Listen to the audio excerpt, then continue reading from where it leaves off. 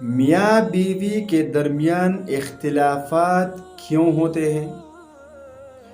میاں بیوی کے درمیان لڑائی جھگڑے زیادہ کیوں ہوتے ہیں؟ یہ ایک اہم سوال ہے، اور یقین جانیے اس کا جواب بھی بہت سیدھا سادہ ہے اور آسان ہے۔ دیکھیے، کچھ حقوق مرد کے ذمے لگائے گئے ہیں، کچھ حقوق عورت کے ذمے لگائے گئے ہیں۔ اب جو اختلافات ہو جاتے ہیں وہ انہی حقوق کی ادائیگی میں کوتاہی ہے۔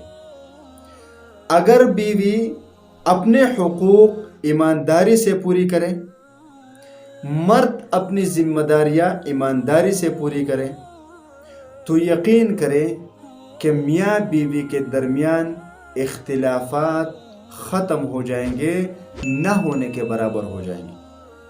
اب پاکستان کو ہی لیجئے کہ پاکستان میں ایک مسلم معاشرہ ہے، اس میں خاندانی نظام مضبوط ہونا چاہیے، اور ہمارے پاکستان میں دن بدن یہ نظام کمزور ہوتا جا رہا ہے۔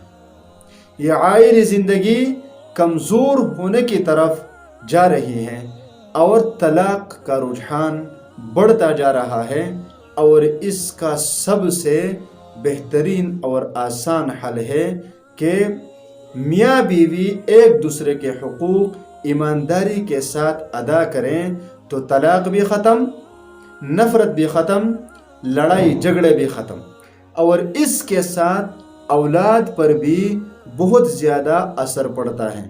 لہٰذا ایک دوسرے کے حقوق ادا کریں اور خوشحال زندگی گزاریں، کیونکہ 2-3 دن وہ زندگی ہے، اس کو ویسے کوئی انسان جہنم اپنے لیے کیوں بنا دے؟